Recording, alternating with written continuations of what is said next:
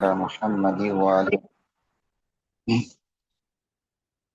ربي زدني علما ربي زدني علما اللهم صل على محمد وعلى آل محمد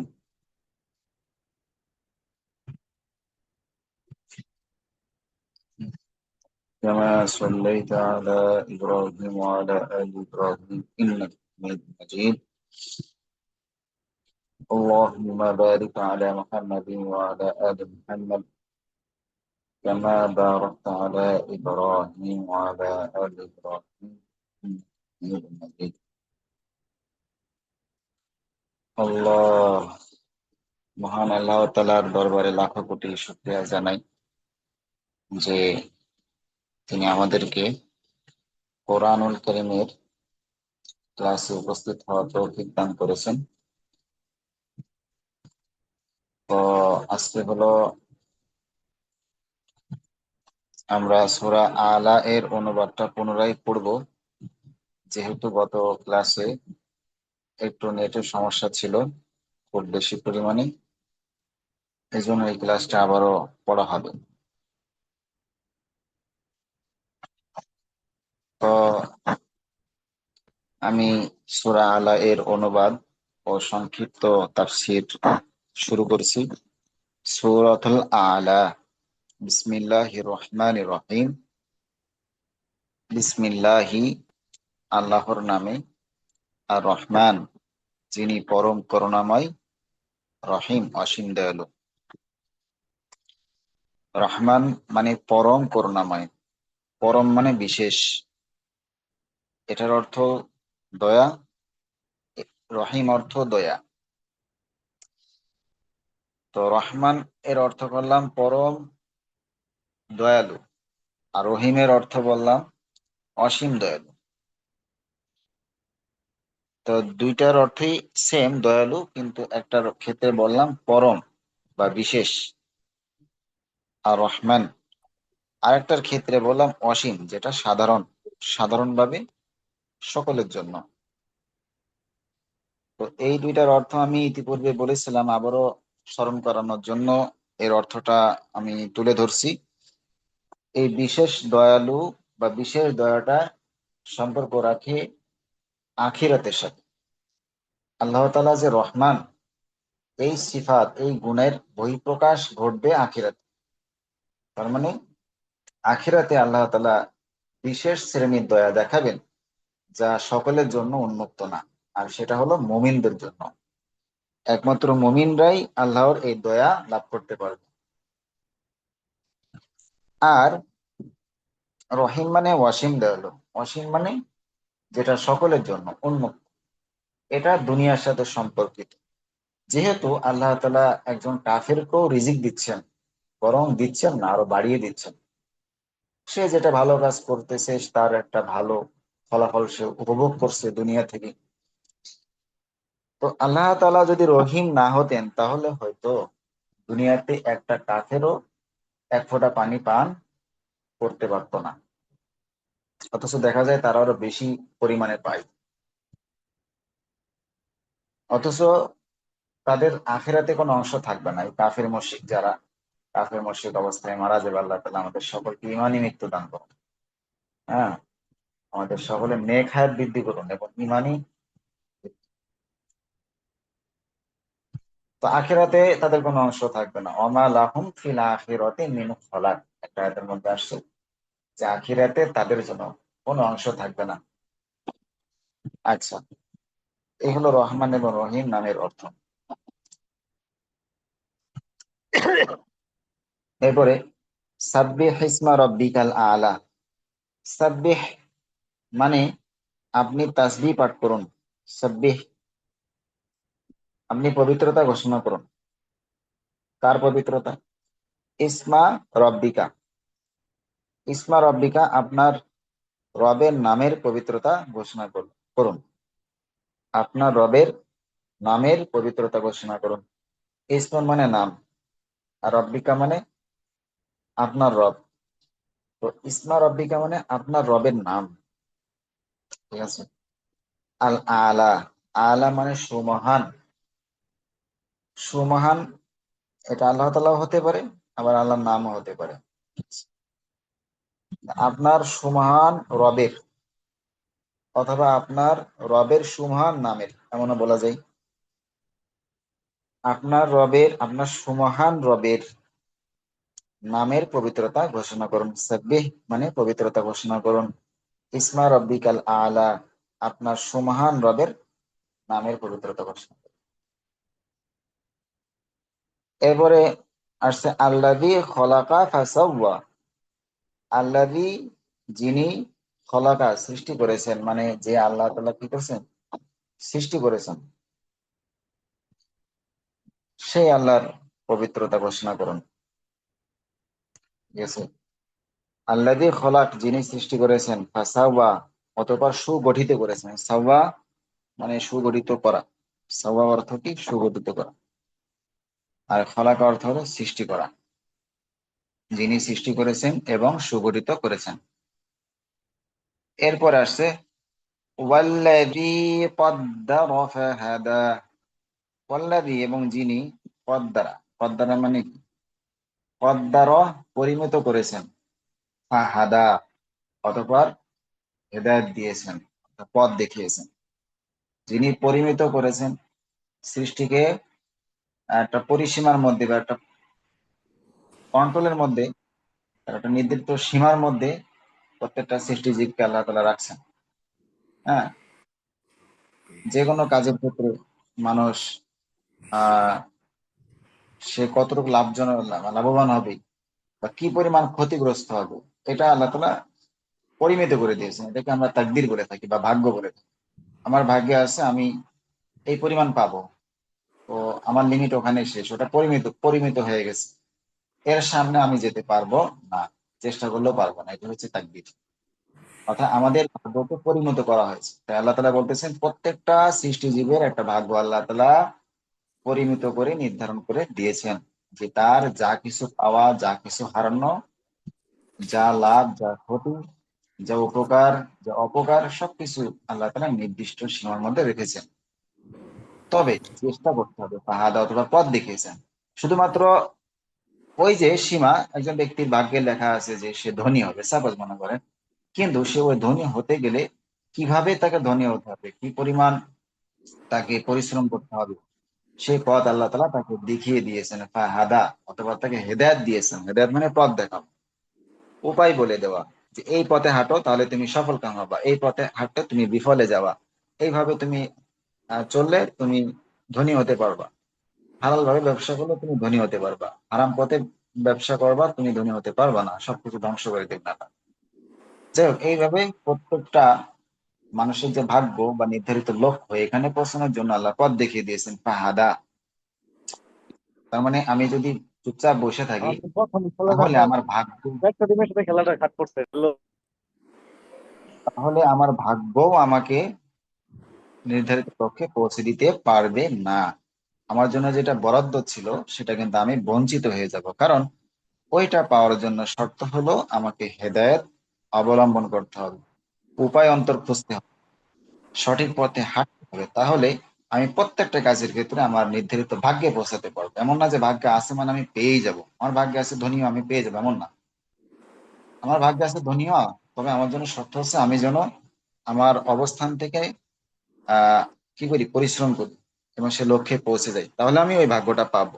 তাছাড়া পাওয়া সম্ভব না। এমন না যে আমি বসে থাকলাম আর ভাগ্যটা আমার, এই একটা থালা নিয়ে বসে থাকলাম ওই থালার উপর ভাগ্যটা এসে পড়বে, এমন না।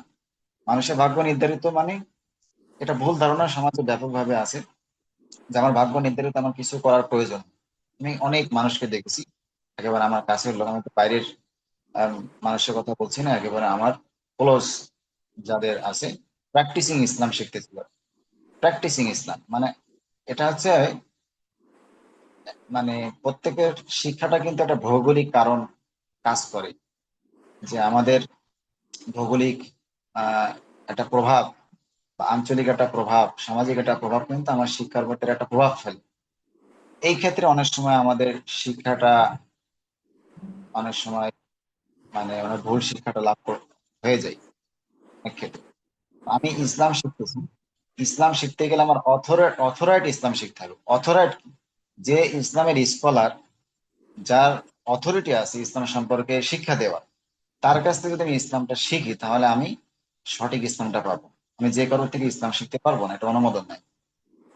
ঠিক আছে।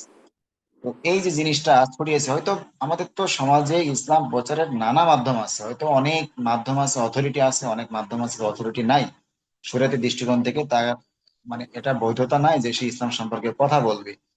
এরকম অনেক মাধ্যমে কিন্তু আমাদের সমাজে আছে, এটা আল্লাহ না করুক, আছে কিন্তু।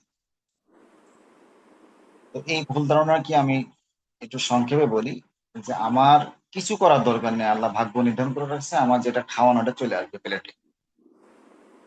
তো বড় একটা মারাত্মক জঘন্যতম কথা যে আমি বসে থাকবো, মানে ইসলামের উপর একটা মারাত্মক দোষারোপ। এই কথাটা বলা মানে ইসলামী চিন্তা চেতনার উপর আঘাত আনা। তার মানে বাইরের সমাজে বা বাইরের যে মানুষগুলো আছে, অন্যান্য ধর্মের মানুষ, তারা কি চিন্তা করবে এটা? ইসলাম মানে বসে থাকা তো কর্ম জিনিস। ইসলাম মানে এই মানে বসে থাকতে হবে আর হাত বয়সে ঢালাই করবে, এই জিনিসটা কিন্তু একটা ভুল মেসেজ তারা পেয়ে যায়। কখনোই এটা ইসলাম অনুমোদন দেয় না যে একটা মানুষ অলস বসে থাকবে বা বেকার জীবন যাপন করবে, বা যে ভাগ্যের উপরে ভয় দিয়ে বসে থাকবে যে আমি তো, আল্লাহ তো ভাগ্য নির্ধারণ করে দিয়েছেন, তাহলে আমার দুপুরের খাবার তো আমার অটোমেটিক চলে, এটা ঠিক আছে, অবশ্যই আসবে, আল্লাহ তো কাউকে না খেয়ে রাখবেন না, এটা ঠিক আছে। কিন্তু দেখেন, এই যে পথ দ্বারা এই তাকদীর প্রত্যেকের ভাগ্য নির্ধারিত, তবে এর মানে এই না যে ওই ভাগ্যটা আমি পেয়ে যাব। আমার জন্য বরাদ্দ আছে, তবে এর জন্য শর্ত আছে। শর্ত হলো আমাকে ওটা অর্জন করে নিতে হবে, এই অর্জন করাটা হলো শর্ত। আমি যদি অর্জন করি তাহলে ভাগ্যটা আমাকে দেওয়া হবে, আমি যদি অর্জন না করি তাহলে এটা আমাকে দেওয়া আদেও হবে না। সাপোজ আমি যদি চিন্তা করি আমি 1 মাস কাজ করব না, আর আমার খাবার আমাকে মানে অটোমেটিক আমার খাবার চলে আসবে, এই চিন্তা করলে হয়তো কোনো না কোনো ভাবে আমি খাবার পেয়ে যাব, কোনো না কোনো মাধ্যমে আমি খাবার পেয়ে যাচ্ছি, আর মনে করতেছি এটা তো আল্লাহর পক্ষ থেকে আসতেছে, বা এভাবে আল্লাহ আমাকে সারা জীবন কি করেন, বসায় খাওয়া। এটা কিন্তু ভুল ধারণা, এটা ভুল ধারণা, এটা মারাত্মক ভুল ধারণা। ভাগ্য আল্লাহ তাআলা যেটা নির্ধারণ করেন ওইটা পাইতে গেলে অর্জন করতে হবে, পরিশ্রম করতে হবে, চেষ্টা করতে হবে, তাহলে আমি ওইটা পাবো। হ্যাঁ, যদি পরিশ্রম করা ছাড়াই পেয়ে যায় তাহলে বুঝতে হবে আমি কিছু হলেও পরিশ্রম করেছি, যার কারণে এটা পাইছি। কিছু হলেও আমার মানে চেষ্টা হয়েছে, হয়তো আমি কারো কাছে চাইছি, হয়তো বা কারো কাছে আমার অবস্থা প্রকাশ করেছি, হয়তো বা আমি কারো কাছে হাত পেতেছি, যে কোনো কারণে হলো আমি কিন্তু এটা অর্জন করে ফেলেছি। এটা হবে। এজন্য আল্লাহ যে পথ দ্বারা, যে সত্তা প্রত্যেক মানুষের বা প্রত্যেকটা প্রাণীর ভাগ্য নির্ধারিত করে দিয়েছেন, কিন্তু নির্ধারণ করে দেওয়ার অর্থ ওটা পেয়ে যাওয়া না। এখন আমাদের সবাই ঢালাভাবে বসে থাকতে হবে আর সবকিছু অটোমেটিক হয়ে যাবে, একেবারে সবকিছু সংশোধন হয়ে যাবে, আমাদের কিছু করার প্রয়োজন নেই। এটা কিন্তু ভুল মেসেজ। হ্যাঁ হ্যাঁ, অতবার পথ দেখিয়েছেন, তাহলে পথ দেখানোর কি অর্থ? যদি সবকিছুই পেয়ে যান তাহলে কেন পথ দেখাতে হবে ওটা অর্জন করার জন্য? এই ভাগ্য পর্যন্ত পৌঁছানোর জন্য আমাকে কেন পথ দেখানোর প্রয়োজন আছে যে আমি ওই পথে হাঁটে ওই ভাগ্যটা আমি অর্জন করে নিতে হবে? ফার্স্ট ফার্স্ট বয় হওয়া, ক্লাসে ফার্স্ট বয় হওয়া আমার ভাগ্য। আমি যদি না পড়ি সারা বছর তাহলে কি আমি এমনি এমনি ফার্স্ট বয় হবো? হয়তো আমার ভাগ্যে ছিল কিন্তু ওটা ক্রস করে দেওয়া হয়ে গেল, ওটা ক্রস করে দেওয়া হয়েছে, কারণ আমি তো পরিশ্রম করিনি, লেখাপড়া করিনি ফার্স্ট হওয়ার জন্য। আমার হয়তো ভাগ্যে ছিল কিন্তু এটা আমি ওই সঠিক পথে বলে দেওয়া হয়েছে, ভাগ্যটা অর্জন করার জন্য তোমাকে এই পথ দেখিয়ে দিলাম, তোমাকে পড়তে হবে তাহলে তুমি ভাগ্যটা অর্জন করবে, ফার্স্ট বয় হবা। কিন্তু সবই ঠিক আছে, ভাগ্য আমি আমি যখন জানলাম যে আমার ভাগ্য এটা আছে, এটা জানা মাত্রই আমি ওই পথ অবলম্বন করলাম, তাহলে তো এটা বলা হয়নি আমাকে, আমি বুঝতে ভুল করছি। আমাকে বলা হয়েছে পড়ে ওই ভাগ্যটা অর্জন করে নেওয়ার জন্য। বলতেছে আল্লাহই পথ দ্বারা, যিনি প্রত্যেকটা জিনিসের তাকদীর বা পরিণত করেছেন, ভালো মন্দ সবকিছু পরিণত, ভালো হলে কি পরিমাণ ভালো হবে, মন্দ হলে কি পরিমাণ হবে, এটা ভাগ্য নির্ধারণ হয়ে গেছে, খাওয়া দাওয়া অথবা ওটা অর্জন করার পথ দেখিয়ে দিয়েছেন। আচ্ছা, ওয়াল্লাযী আখরাজাল মারআ, ওয়াল্লাযী এবং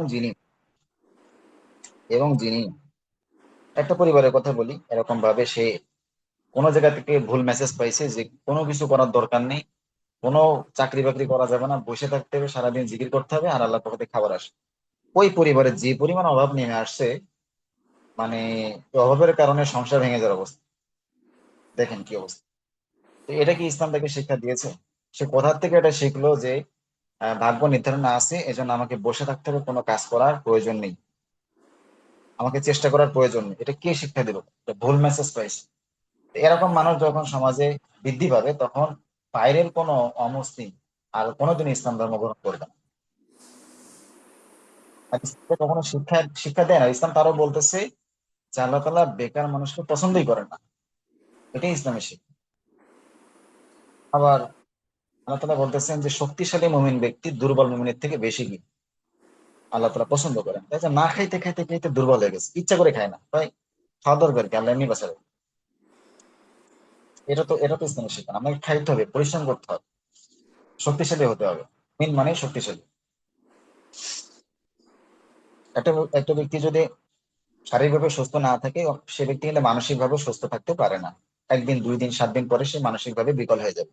তখন সে সঠিকটা চিন্তা করতে পারবে না। এগুলো আমার আমরা তো মনে করি ডাক্তার আছেন আলহামদুলিল্লাহ, তো এটা কিন্তু ভালো বলবো। তো তাদের কাছ থেকে আমাদেরকে শিখতে হবে যে একটা মানুষ যদি খাওয়া ছেড়ে দেয়, যে 1 মাস খাইবে না, তো ওই মানুষটা যত বড় জ্ঞানী মানুষ হোক, তত পাগল হয়ে যাবে। তারপরে তার সামনে ভালো মন্দের বাদ বিচার থাকবেই না। তাহলে কি লাভ হলো? শরীরকে যেটা দিতে হবে, যেটাকে আল্লাহ প্র্যাকটিসিং সিস্টেম করে দিয়েছেন, খাওয়া খেতে হবে, না খেলে বাঁচবে না। তো এমনকি খাওয়া তো ফরজ, খাওয়া ফরজ না, হারাম। যদি যান বাঁচানোর জন্য এমন অবস্থা হয় যে আমার সামনে শুকরের মাংস আছে, মরা প্রাণী পড়ে আছে, তারপরে ওটা খেয়ে নিজের যান বাঁচাতে হবে। এটাই তো ইসলামের শিক্ষা। এমন না যে না খাইতে গিয়ে আল্লাহ খাওয়াবে বলে চুপচাপ বসে থাকলাম, আর আমার ক্ষতিগ্রস্ত হয়ে গেল, আমি মাথা ঘুরে, আমি মাথা ঘুরে পড়ে যাই, ভালো মন্দ বুঝি না, উল্টো পাল্টা কথা বলি, এবার পাগল হয়ে গালিগালাজ করতে থাকি মানুষ। সবকিছুর ক্ষেত্রে একটা সিস্টেম, মানে একটা প্রাকৃতিক সিস্টেমটা, মানে আল্লাহ তাআলা কখনো কি করেন না, এটা অস্বীকার করেন না। মানুষের প্রাকৃতিক ভাবেই সৃষ্টি করা হয়েছে খাওয়ার জন্য, প্রাকৃতিক ভাবে সৃষ্টি করা হয়েছে পরিশ্রম করার জন্য। আমি ভাগ্যের দোহাই দিতে এটা বসে রাখতে পারি? এই ভুল ধারণা থেকে বের হয়ে আসতে হবে। তো বলতেছে আল্লাযী কদ্দারা ফাহাদা, যিনি সবকিছু নির্ধারণ করে দিয়েছেন, পরিমিত করে দিয়েছেন, ফাহাদা অথবা পথ দেখে দিয়েছেন যে ভাগ্যটা কিভাবে অর্জন করতে হবে। ওয়াল্লাযী আখরাজাল মারআ, তাহলে এটা কত বড় মানুষের জন্য একটা পাওয়া যে আল্লাহ তাআলা ভাগ্য নির্ধারণ করেছেন, যেটা আমরা জানি না আমাদের কি ভাগ্য, এটা অজানা বিষয়, কিন্তু এটা জানা আছে যে কোন পদ্ধতি আমাদের অবলম্বন করতে হবে, এটা আমাদেরকে জানিয়ে দিয়েছেন। এটা আমাদের সবচেয়ে বড় প্রাপ্তি। ওয়াল্লাযী আখরাজাল মারআ, ওয়াল্লাযী এবং যিনি বা যে সত্তা। আচ্ছা, ওই ঘটনার শেষ সারাংশ, মানে শেষ অংশটুকু বলা হয়নি। ওই ব্যক্তি পরে বুঝতে পারছে যে সে কত বড় ভুল করছে। প্রায় 2-3 বছর কাজ করে না, আমার খুবই কাছের একজন লোক। তো 2-3 বছর কোনো কাজ করে না, উপার্জন করে না, 5 থেকে 7 লাখ টাকা ঋণ হয়ে গেছে। পরে বুঝতে পারতেছে আমি যেটা করছি এটা খুবই অন্যায় হয়েছে। এটা আমার প্রতি জুলুম হয়েছে, আমার পরিবারের প্রতি জুলুম হয়েছে, স্ত্রীর প্রতি জুলুম হয়েছে, সন্তানের প্রতি জুলুম হয়েছে। হয়তো আমি যদি এটা করবোই, তাহলে কেন বিবাহ করব, কেন আমার স্ত্রী রাখবো, কেন আমি সন্তান নিব, তাদের প্রতি কেন জুলুম করলাম? ইসলামের শিক্ষা কোথায়, আর আমি ইসলামের শিক্ষা থেকে কত দূরে? ইসলাম কি শেখাচ্ছে সমাজকে, আর আমি সেই শিক্ষা থেকে কত দূরে আমি অবস্থান করতেছি যে ভাগ্য আছে, আমি আর কাজ করবো না, বসে থাকবো। হ্যাঁ, আমি চেষ্টা করতেছি, আমার যতটুকু সামর্থ্য হচ্ছে, আমি কাজ পাচ্ছি, যেটা আল্লাহ তৌফিক দিয়েছেন তা আমি করতেছি। সেটা না করে এই একেবারে কি বলে, বেকার যাকে বলে, শব্দটা উচ্চারণ করতেও তো কেমন লাগে যেন। ঠিক আছে, এই মানুষকে আল্লাহ, হাদিসে স্পষ্ট আছে, বেকার মানুষকে আল্লাহ তাআলা পছন্দ করে। সুবহানাল্লাহ পড়া এটাও একটা কাজ, একেবারে কোনো কাজ ছাড়া বসে থাকা। হ্যাঁ, হয়তো আমি চাকরিজীবী করতেছি, তারপর আমি বেকার হতে পারি কেমনে? আমি 5টা মিনিট সময় অপচয় করতেছি। সাপোজ আমি 5টা মিনিট সময় অপচয় করতে পারি, এই 5টা মিনিটের জন্য আমি বেকার, আমি কোনো কাজ করি না, মানে আমি কোনো কাজের মধ্যে নেই, আমি সুবহানাল্লাহ পড়তেছি না, আমি আলহামদুলিল্লাহ পড়তেছি না, আমি রাস্তাতে হেঁটে যাচ্ছি। সাপোজ হেঁটে যাওয়ার সময় স্বাভাবিক প্রাকৃতিক নিয়ম হচ্ছে আমি অন্য কোনো চিন্তা করবো না, আমি রাস্তাতে হাঁটতে কিভাবে চারিদিকে খেয়াল করতে হবে, আমি সেটা মেনে নিলাম, একটা কাজের মধ্যে আছি। ঠিক আছে, এই চুপচাপ বসে আছি, কোনো মানে খোঁজ গল্প বলতেছি, তারপরে হচ্ছে গিবট শেখাতের মধ্যে লিপ্ত, এটা তো কোনো কাজ না, এটা তো অকাজ, বেকার। এই সময় আমার বেকার চলে যাচ্ছে, এটার হিসাব নেওয়া হবে। তো এই মানুষকে আল্লাহ পছন্দ করে না। আমি আমি হয়তো মনে করতে পারি যে আমি তো চাকরিজীবী, আমি তো বেকার না। ওই বেকার এখানে ওই বেকার এখানে উদ্দেশ্য না, ওটাও আছে, মানে এটা সামগ্রিক বেকারত্ব। কাজের দিক তো ওটাও উদ্দেশ্য, আবার সামগ্রিক আমাদের প্রত্যেকটা কোন কাজে ব্যয় হচ্ছে, তা তুই বেকার হয়ে যাচ্ছে, এটা নোটিস করতে হবে। ঠিক আছে, তো এটা হলো ইসলামের শিক্ষা, যে কর্মজীবী হওয়া, পরিশ্রমী হওয়া, সময়ের মূল্যায়ন করতে শেখা, সময়টাকে আখেরাতের জন্য মানে ব্যয় করা, এটা শিক্ষা। এটা শিক্ষা দেয় না যে আমি ভাগ্যের দোহাই দিয়ে চুপচাপ বসে সময় নষ্ট করলাম, আমি কাজ করলাম না, আমি উপার্জন করলাম না, আমি জাকাতের আমি জাকাত দেওয়ার সামর্থ্য অর্জন করলাম না, আমি কোরবানি দেওয়ার সামর্থ্য অর্জন করলাম না, আমি হজ করার সামর্থ্য অর্জন করলাম না, আমি সামাজিক কল্যাণকর কাজ করার সামর্থ্য অর্জন করলাম না, আমি একটা রাস্তা নির্মাণের সামর্থ্য অর্জন করলাম না, আমি দারিদ্রতা বিমোচনের, মানে মালের দিক থেকে যে ইবাদত গুলো আছে এটাকে বলা হয় মালের ইবাদত, সম্পদের ইবাদত। তো এই দিকে যদি আমি আগাতে পারি, আগাতে হবে। ঠিক আছে, আমাদের সর্বদিক থেকে চেষ্টা করা, যদি আমার সুযোগ থেকে, শক্তি থেকে, সামর্থ্য থাকে, আমার যদি উদ্যোক্তা হওয়ার ক্যাপাসিটি থাকে, আমি কেন উদ্যোক্তা হব না? সাপোজ আমি বলি, আমার তো সেই মননশীলতা গঠন করতে হবে, আমাকে সেগুলো সুস্থ করে আমাকে তৈরি করতে হবে, আমি যেন উদ্যোক্তা হতে পারি, আমি যেন চতুর্দিকে আমাকে মানে প্রস্তুত করতে পারি। তা না করে আমি ভাগ্যের দোহাই দিয়ে বেকার হয়ে বসে থাকবো, এটা কখনোই ইসলামের শিক্ষা না। আর এই জাতি কখনোই উন্নতি হতে পারবে না, এই জাতি কখনোই অর্ধপৃথিবী শাসন করতে পারবে না, অথচ ইসলাম অর্ধপৃথিবী শাসন করেছে কিভাবে?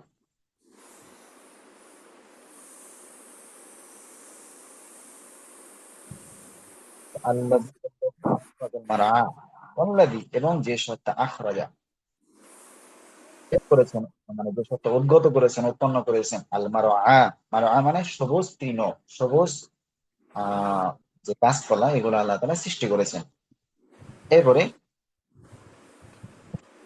বলতে চাচ্ছেন ফাজাল উসাআন আহওয়া, অথবা সেটাকে বানিয়ে দিয়েছেন, ফা মানে অতঃপর, জাআলা মানে তিনি বানিয়ে দিয়েছেন, তাকে, তাকে বলতে এখানে কোন জিনিস উদ্দেশ্য? এই যে মারআ, প্রথমে যে তৃণভূমি আল্লাহ তাআলা সৃষ্টি করেছেন, এটাকে পরে বানিয়ে দিয়েছেন গুসাআন।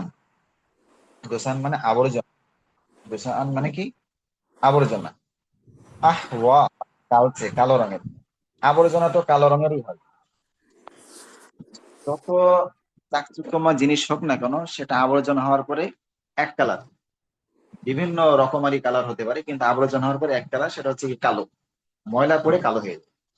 তো দুসা আন আহওয়া মানে কালো আবর্জনা, কালচে আবর্জনা। তাহলে প্রথমে ছিল চাকচিক্যময় সবুজ তৃণ উদ্ভিদ, সেটা একসময় নিঃশেষ হয়ে হয়ে গেল কি ময়লা আবর্জনা, আল্লাহ তাআলা বানিয়ে দিলেন। তাই বলতেছেন ওয়াল্লাযী আখরাজাল মারআ, যে সত্তা উদ্গত করেছেন, মারআ সবুজ তৃণ, ফাজালাহু গুসাআন আহওয়া, অথবা সেটাকে বানিয়ে দিয়েছেন গুসাআন আহওয়া, কালো আবর্জনায়। কি আবর্জনায়? কালচে আবর্জনা। এখানে আল্লাহ তাআলা বোঝাতে চাচ্ছেন, তো এটা তো আমরা স্বচক্ষে আমাদের প্র্যাকটিক্যাল দেখে আসতেছি, যে গাছপালা সহ সমস্ত চাকচিক্যময় যে জিনিসগুলো আছে, এটাকে আমরা ভুলে যেতে বসেছি যে এইগুলো চাকচিক্য কখনো নিঃশেষ হলো না। অর্থ সম্পদ, অলংকার, দুনিয়ার যশ খ্যাতি, যাবতীয় যত দুনিয়ার ভোগ সামগ্রী আছে, নারীর সৌন্দর্য, পুরুষের সৌন্দর্য, যাবতীয় ভোগ সামগ্রী, এগুলো আমাদের কাছে এতটা চাকচিক্য মনে হয়, এটাকে দুনিয়ার একটা ধোঁকা বলা হয়। এই দুনিয়ার চাকচিক্য যে, এটাকে বলা হয় কি? একটা ধোঁকা। তো এটাকে আমরা বাস্তব মনে করতেছি এবং ভাবছি এটা কখনোই আর নিঃশেষ হবে না। অথচ আল্লাহ তাআলা বলতেছেন যে সামান্য একটা উদ্ভিদ পর্যন্ত তোমরা দেখো, যেটা আবর্জনা হয়ে যায়, কালো হয়ে যায়, তার চাকচিক্য হারিয়ে ফেলে। অর্থাৎ দুনিয়ার জগতের সবকিছুই তার চাকচিক্য হারিয়ে ফেলবে একসময়। এটা হলো দুনিয়ার কি বাস্তবতা। ঠিক আছে, আল্লাহ তাআলা মানে অতবড়, নকরিউ কা, নকরিউ মানে আমি পড়াবো, কা তোমাকে দিয়ে, এটা হচ্ছে করা। হ্যাঁ, করা মানে সে পড়লো, করা মানে কি করলো? আচ্ছা, ইয়াক করবে, একটা ভার্ব আছে ইয়াক করো, মানে সে পড়ছে বা পড়বে। ইয়াক করো ও। ইয় করিও বা নক করিও, যদি পেশ দিয়ে আসে, ঠিক আছে, নক করিও, এটা কিন্তু মাঝুল না। মাঝুল হলে তো শেষের পূর্বের অক্ষরে জবর হয়। মাঝুল হলে শেষের পূর্বের অক্ষরে কি হয়? জবর হয়। যেমন ইফতাহু, তো এখানে শেষের পূর্বের অক্ষর, মনে করেন এটা আমি বাদ দিলাম, এই যে কাফটা, এটা কিন্তু একটা সর্বনাম। শেষের পূর্বের অক্ষরে কিন্তু জের আছে, আর শুরুতে আলামতে মোজারে যেটা নুন, এখানে কিন্তু পেশ আছে। আমরা জানি আলামতে মোজারেতে পেশ হয় একমাত্র মাজুলের ক্ষেত্রে, কিন্তু এটা মাজুল না। তার কারণ হচ্ছে শুধুমাত্র আলামতে মোজারেতে পেশ হওয়া যথেষ্ট না, শেষের পূর্বের অক্ষরেও জবর হতে হয়। এখানে শেষের পূর্বের অক্ষরে আমরা দেখতে পাচ্ছি র আছে, কিন্তু এখানে জবর নাই। এই জন্য আমরা বুঝতে পারবো ফেলে মাজুল না, এটা মারুফ। তাহলে এরকম ভাবে একটা মারুফ যার কর্তা জানা আছে, এখানে যদি পেশ হয় তাহলে এখানে অন্যকে দিয়ে করানো অর্থ, নুক্ত দিয়ে। আমি পড়াবো তোমাকে দিয়ে, এই যে কা মানে তোমাকে, তোমার মাধ্যমে পড়াবো। তার মানে মহানবী সাল্লাল্লাহু আলাইহি ওয়াসাল্লাম, মহানবী সাল্লাল্লাহু আলাইহি ওয়াসাল্লাম কোরআন মানুষকে শিক্ষা দিলেন। তো সেটা আল্লাহ তাআলা মহানবী সাল্লাল্লাহু আলাইহি ওয়াসাল্লামের মাধ্যমে মানুষকে শিক্ষা দিলেন। সানুকরিউকা, অচিরে আমি তোমাকে দিয়ে পড়াবো, ফালা তানসা, অতঃপর তুমি ভুলবে না। লা তানসা মানে তুমি ভুলবে না। তো মহানবী সাল্লাল্লাহু আলাইহি ওয়াসাল্লাম বারবারই একটু বিচলিত হতেন যে কোরআনের এতগুলো আয়াত, এতগুলো সবক আল্লাহ তাআলা দিচ্ছেন, এগুলো মনে রাখা তো খুবই, এগুলো শিক্ষা হয়তো মনে থাকবে, কিন্তু কোরআনের মূল যে আয়াত মুখস্থ হয়তো থাকবে না, ভুলে যাবে। তো আল্লাহ তাআলা তাকে শান্ত দিলেন যে আপনি বিচলিত হবেন না, আপনি কখনো কিন্তু বলবেন ভুলবেন দেওয়া হবে না। ইল্লা মা শা আল্লাহ, ইল্লা তবে, মা শা আল্লাহ, মা, মা অর্থ যা, হলো ইসমে মওসুল। আর শাহ মানে তিনি চাইলেন, এখানে কে চাইলেন উদ্দেশ্য, আল্লাহ তাআলা চাইলেন, পরে বলে দেওয়া আছে। শাহ আল্লাহ, আল্লাহ তাআলা চাইলেন বা চান, ঠিক আছে। আর মা অর্থ যা, তবে আল্লাহ তাআলা যা চান সেইটা ছাড়া।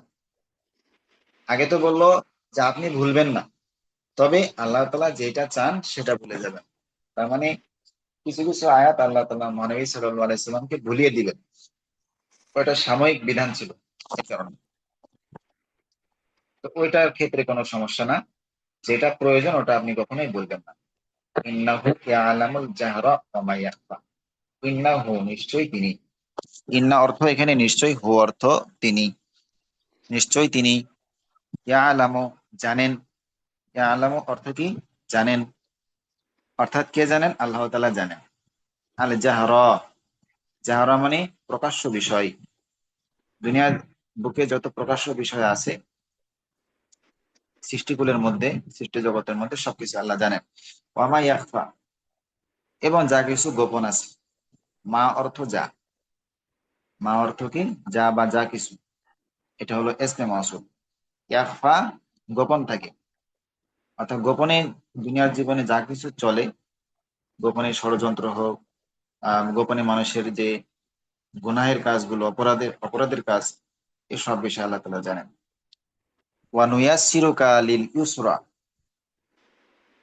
এবং আমি আপনাকে সহজ করে দিব। ওয়া নুয়াসসিরু, নুয়াসসিরু মানে আমি সহজ করে দিব, কা আপনার জন্য। এই যে নুন থেকে আমরা অর্থ, কিন্তু মহান আল্লাহ তাআলার ক্ষেত্রে আমরা আমি অর্থ বলবো। অর্থ এবং, এটা একটা অব্যয়। আর নুয়াসসিরু হলো এখানে ক্রিয়াপদ বা ভার্ব, ঠিক আছে। নুয়াসসিরু এটা হলো ফিউচার টেন্সে মুজারে, এই নুন অর্থ হচ্ছে আমরা। ওয়া নুয়াসসিরু, এবং আমি সহজ করে দিব।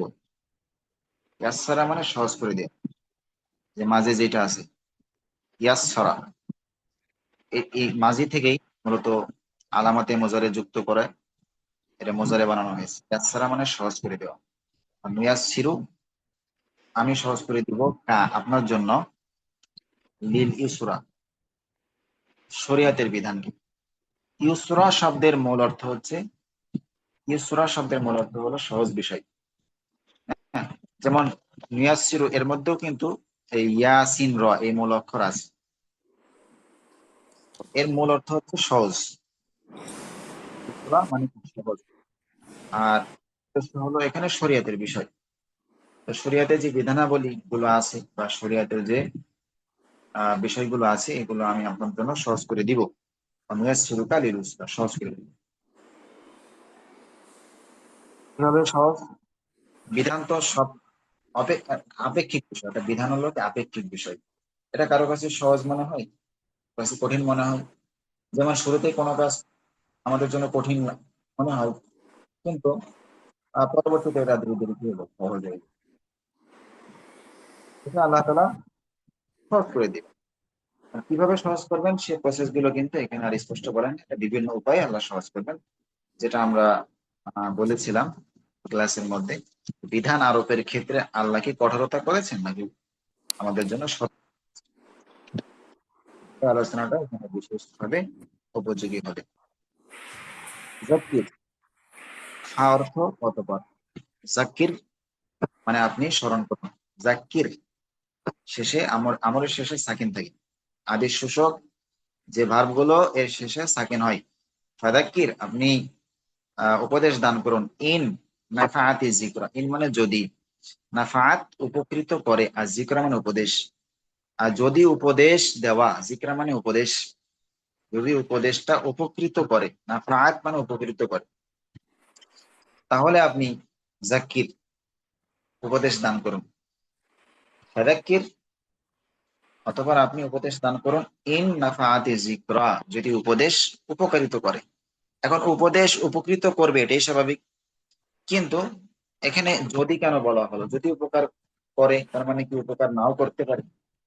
হ্যাঁ, যদি এমন হয় যে এমন ব্যক্তি যে এখানে উপদেশ দিলে উপকার হবে না, বরং ক্ষতি হওয়ার আশঙ্কা বেশি, এটা একজন দায়ী বা আহ্বায়ককে বা যিনি উপদেশ দিবেন তাকে বুঝতে হবে, বা তার এই যোগ্যতা দক্ষতা থাকতে হবে যে আমি যে উপদেশ দিব কাকে দিব, তার অবস্থা কি, এটা যাচ বিচার করতে হবে। আমি উপদেশ দিলে সে কি এটা মানবে নাকি প্রত্যাখ্যান করবে, নাকি তাচ্ছিল্য করবে, নাকি ভয়াবহ আকার ধারণ করবে, এটা খেয়াল করা। যদি এমন হয় যে আমি এখানে কথা বললে এটা গ্রান্টেড হবে না, শরীয়তের এই বিষয়টা এখানে অ্যালাউড হবে না, তো ওটা বিনি কারণে বলার প্রয়োজন নেই, সামনেই বলা যে ওইটাকে গ্রহণ করো। তো তার মানে কি আমরা কখনোই কারোর সামনে উপদেশ দিব না? আমরা তো বুঝতেই পারবো না যে আসলে আমি যে একে বলবো যে আপনি এই কাজটা করেন, বা তাকে যে উপদেশটা দিব সে আসলে মানবে কি মানবে না, এটা তো আমার মানে ধারণ ক্ষমতার বাইরে চলে গেল। না, এটা বুঝতে হবে। এই জন্য একজন মমিন ব্যক্তি শুধু মমিন হলে হবে না, তাকে চৌকস হতে হবে। স্বাভাবিকভাবে আমরা সামাজিক ভাবে যেভাবে আমাদের প্রতিফলন হয়, আমরা তো সকলেই চৌকস আলহামদুলিল্লাহ, এভাবেই বেড়ে উঠি। কিন্তু এখানে চৌকসটা কি হবে? যে আমি যাকে দাওয়াত দিব তার সম্পর্কে আমাকে অ্যানালাইজ করতে হবে, এটা হলো মূল বিষয়। কারণ মহান আল্লাহ তাআলা মানুষকে দাওয়াত দেওয়ার সময় একেবারে স্বৈরাচারিতা করেন নাই। আমি বলেছিলাম একটা ক্লাসের আলোচনার মধ্যে যে হঠাৎ করেই এটা করো এটা করো না, এরকম কোনো আদেশ নিষেধ করা যাবে না। মানুষ দাওয়াতের কিছু সিস্টেম আছে, সেটা আল্লাহ তাআলার থেকে শিখতে হবে। মহানবী সাল্লাল্লাহু আলাইহি ওয়াসাল্লাম আল্লাহ থেকে শিখেছেন, সেটা সাহাবায়ে কেরামকে শিখেছেন। এটা একটা ট্রেনিং, মানে ট্রেনিং এর বিষয়। এরপর আমাকেও শিখতে হবে। তো আমি হঠাৎ করে একটা মানুষকে দাওয়াত দিলাম, দাওয়াতের উদ্দেশ্য হচ্ছে অ্যাকসেপ্ট করা, দাওয়াতের উদ্দেশ্য হচ্ছে এটা কার্যকরী হওয়া, কিন্তু এটা কার্যকরী ভাবে দূরে থাক, কোনো ফলাফলই পাওয়া যাচ্ছে না, তাহলে খামোখায় দাওয়াতের তো কোনো মানে নেই, বেকার জিনিস। আসলে দুইটা ধরন আছে। কিছু মানুষ আছে মানে যাদেরকে আমি, কোরআন তো সকলের জন্য হেদায়েত। দেখেন আমি এখানে এই বিষয়টা একটু পরিষ্কার করি, যদিও এটা তরজমা করা হয়েছে, বিগত ক্লাসের রেকর্ডও আছে, তবে আসলে তরজমা শিখলেই কিন্তু যথেষ্ট না। কোরআনের থিম, ইসলামের থিমটা আমাদেরকে ধারণ করতে হবে। যে কোনো ব্যক্তিকেই দাওয়াত দেওয়া যাবে। আল্লাহ তাআলা চান না যে সবাই ইসলাম গ্রহণ করে, এটা আল্লাহ চান। হ্যাঁ, সামগ্রিক অর্থে আল্লাহ তাআলা চান, কিন্তু কিছু মানুষের ক্ষেত্রে আল্লাহ তাআলা বলেছেন তার ঈমান আনার, আপনি মানে মানুষ ইসলামকে কিছু মানুষকে, মানুষের ব্যাপারে জানিয়েছেন যে এই মানুষগুলো, এই যে চিহ্নিত কিছু মানুষ, এটাকে আপনি মানে দাওয়াত দেন বা না দেন, সময় ঈমান আনবে না। এদের কপালে আল্লাহ তাআলা ঈমান লেখেন নাই, আল্লাহ চান না এরা ঈমান আনুক। সবার ঈমান আনা এখানে জরুরি না, এটা আল্লাহ তাআলা চান না যে সবাই ঈমান আনুক। কিছু মানুষ আছে যাদের অবাধ্যতা এত বেশি হয়ে গেছে, তারা ফিরাউনি আর আচরণ করতে করতে এমন পর্যায়ে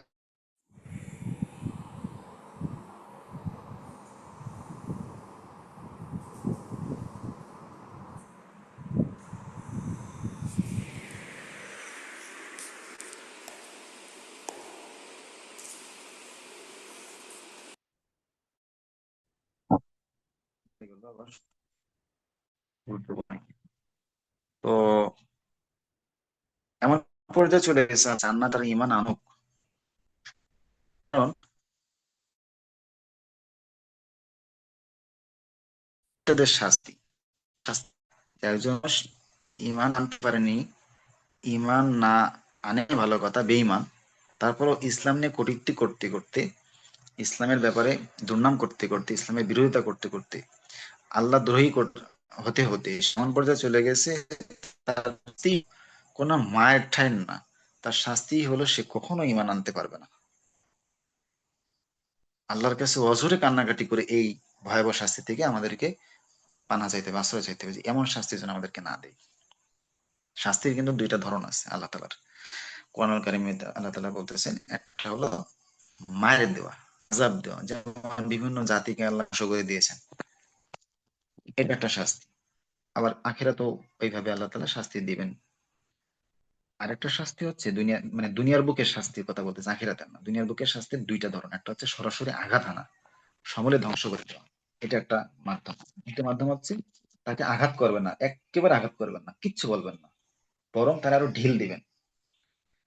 এবং তার শাস্তি হলো সে কখনো ইমান আনতে পারবে না, তার ইমান তো আনবেই না, সে আরো কুফরি করবে, যদি জালেম হয় তাহলে আরো সে অত্যাচারী হয় তাহলে আরো বেশি অত্যাচার করবে, এটাই হলো তার শাস্তি। তাহলে কি হবে শেষে? দুনিয়া ধ্বংসের আহত, কিন্তু এই শাস্তির কারণে সে বরং মারাত্মক ভাবে ধ্বংস হবে। হেফাজত দিয়ে আল্লাহ, এই জন্য বলতেছি যে দাওয়াত সবার জন্য সবকে দেওয়া যাবে না, উপকার করে থাকে। তো আমাকে অ্যানালাইজ করতে হবে এইভাবে, আমি যাকে দাওয়াত দিব, তো মানুষের সেই দুইটা ধরন থাকবে বা দুই শ্রেণীর মানুষ থাকবে। মানুষ হচ্ছে মন আমাদের কতটুকু ধারণা আছে এটা আমাদেরকে বুঝতে হবে, আমি মানুষের মন মস্তিষ্ক সম্পর্কে কতটুকু জানি, এটা আমাদেরকে মানে নির্ণয় করতে হবে। ঠিক আছে, মানুষ ঠিক মানে যখন যখন বেড়েও এটা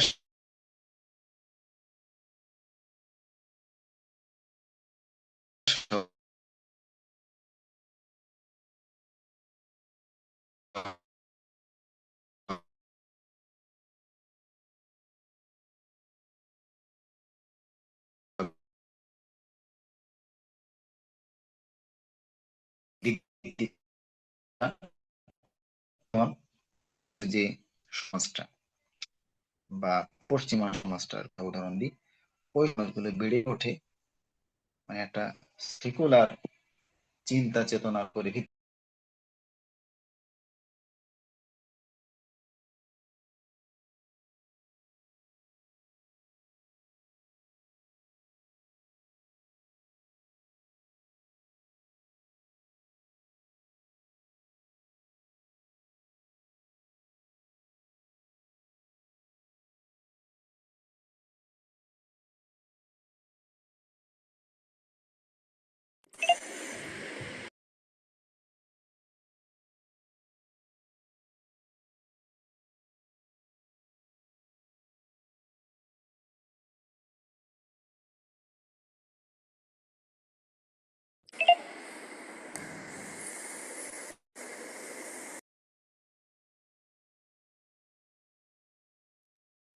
আর কিছু কিছু তো শোনা যাচ্ছে না।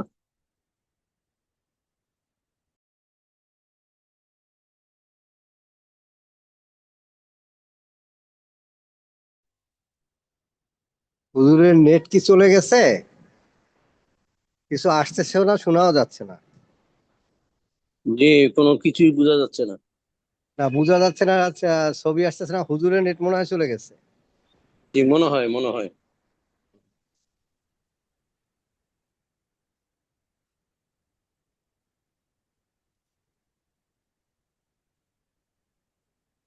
আমি আর বিষয়-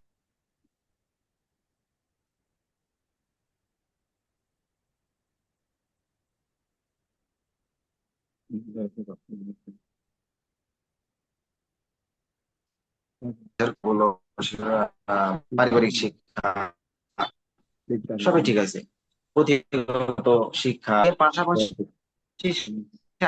আরেকটা সামাজিক শিক্ষা বা কালচারাল প্রভাব বা ভৌগোলিক অবস্থানের প্রভাব। একটা ভৌগোলিক অবস্থান যেমন ভারত মহাদেশ, সেখানে বিভিন্ন ধরনের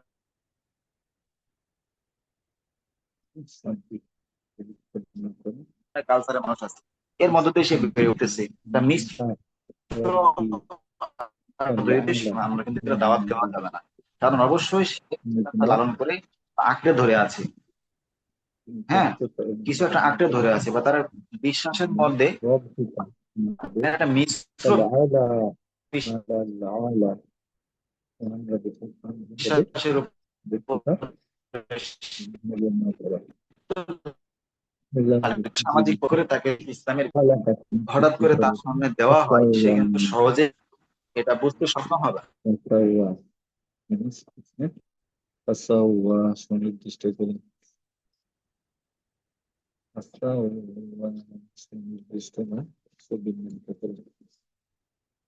আর স্ক্রিন কিন্তু আসতেছে না। এদেরকে কি করতে বিষয়টা লক্ষ্য করেন, তাদেরকে ইসলাম নাজিলের পূর্বে 40 বছর যাবত, 40টা বছর তাদেরকে ইসলামকে উপভোগ করতে দেওয়া হয়েছে, স্যাম্পল দেওয়া হয়েছে। স্যাম্পল মানে মহানবী সাল্লাল্লাহু আলাইহি সাল্লামকে তো নবুয়ত দেওয়া হয়েছে 40 বছর বয়সে।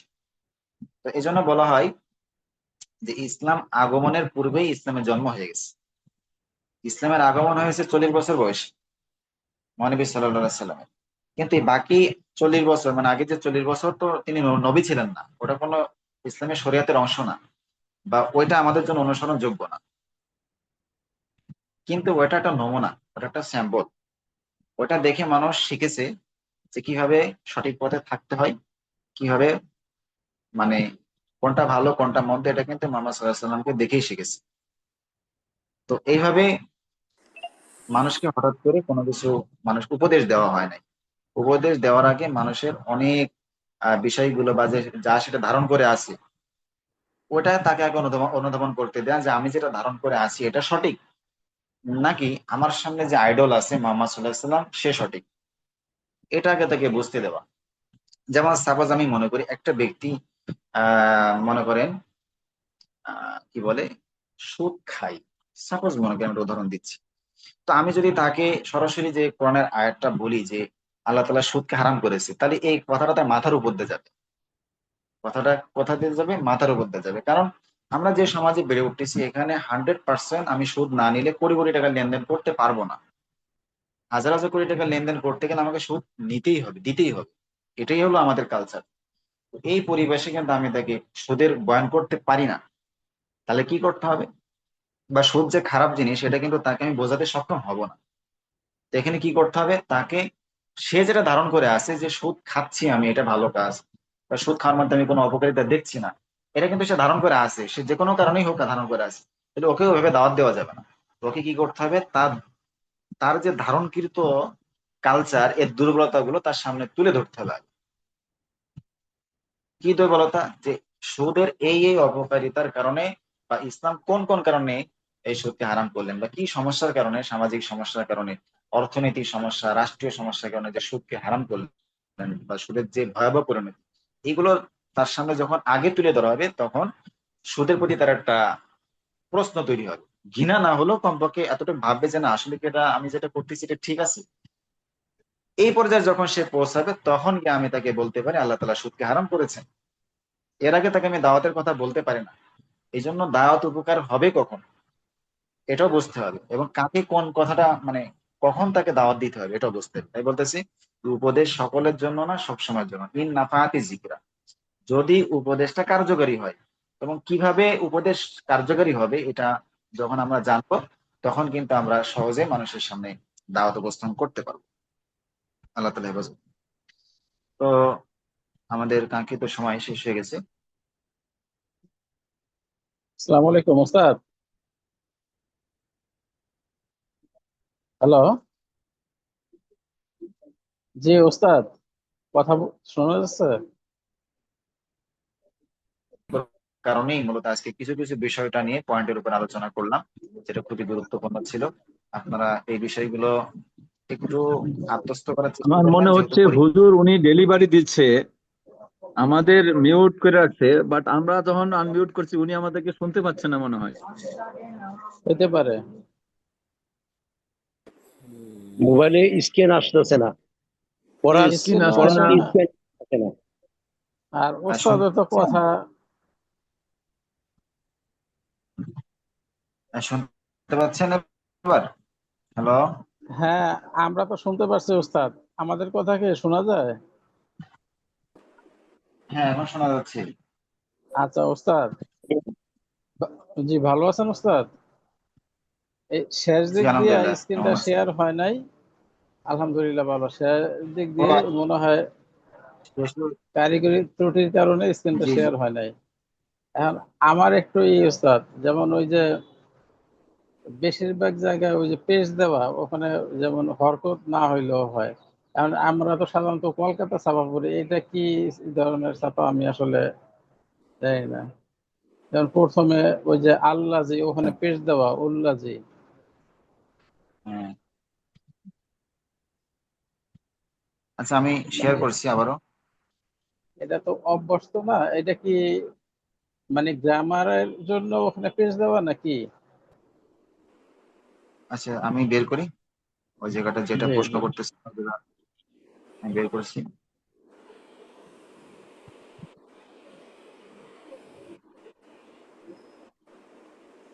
اللهم صل على محمد وعلى آل محمد كما صليت على إبراهيم। বিসমিল্লাহ। যারা আপনার প্রশ্নটা এখন বলতে পারেন, আমি স্ক্রিনটা শেয়ার জি করি। ওস্তাদ, যেমন এই যে অন্যান্য ইসে যেমন এই যে হরকত থাকে না আল্লাজি, এখানে যেমন আপনি ওই যে পেজ দিছেন, হ্যাঁ, জি জি। এই ও আচ্ছা আচ্ছা, তারপর হ্যাঁ এটা এটা হলো কি কি, গ্রামারের জন্য দেওয়া হয়েছে নাকি? না না না, এটা আমি একটু বলে দিই। সাব এই যে আলিফে যে পেশগুলো আছে, এটা আসলে এটা পেশ না, এটা খালি।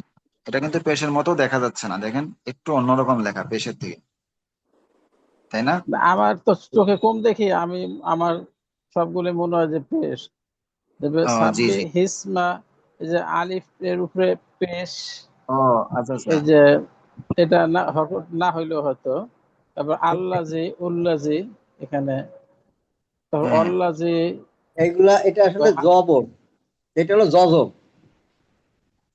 এটা হলো, জজম। এটা জজমের না চিহ্ন না, খালি। এটা খালি, খালি আলিফের চিহ্ন এটা। এটা আমি একটু বলে দিই। এটা হচ্ছে আমি আরবের কোরআন শরীফ শেয়ার করছি তো, মানে এই কোরআন শরীফটা দেখতেও একটু পরিষ্কার।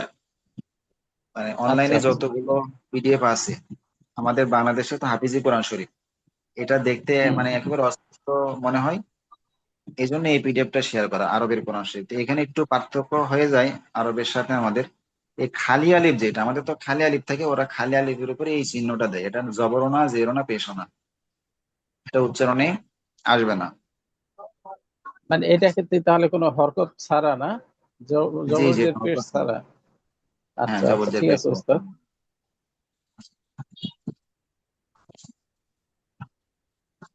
হুজুর, সৌদি আরবের কোরআন শরীফ কিন্তু পড়তে খুব কষ্ট হয়, আমি দেখছি তো, ওটা আসলে পড়া যায় না।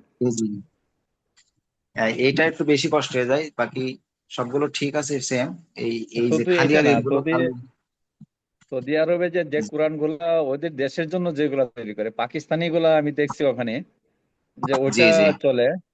আর আমি বড় কোরআন শরীফও তো দেখছি, ওটা ওই যে আমাদের জন্য একটু আলিফের উপর কষ্টকর। এখানে একটা নক্তার মতো গোল চিহ্ন দেওয়া থাকে। এখানে আপনি যেটা দিচ্ছেন এটা হচ্ছে প্রেসের মতো, যদিও দেখা যাচ্ছে, আমার ভাই বললো যেটা আসলে এটা প্রেসের মতো দেখা যায়, কিন্তু সৌদি আরবে হ্যাঁ, দেখা বেশি যাচ্ছে মতো এরকমই দেখবেন।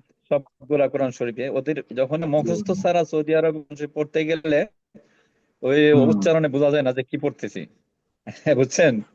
তো কাজে জি জি। এটাও মনে হয় যদি আপনি অন্য একটা পিডিএফ আছে, দেখেন অনেক পিডিএফ আছে কোরআন শরীফ, ভালো পিডিএফ আছে, পড়াইতে পারেন, অসুবিধা নাই। এটা আসলে অনেক কাছে, আমার কাছেও মনে হচ্ছিল যে এরকম একটা থাকার কথা না, কিন্তু আমি ওই সৌদি কোরআন পড়ছি দেখি বুঝছি এটা উচ্চারণ হবে না, এটা আমি ধরে নিচ্ছি। জি জি।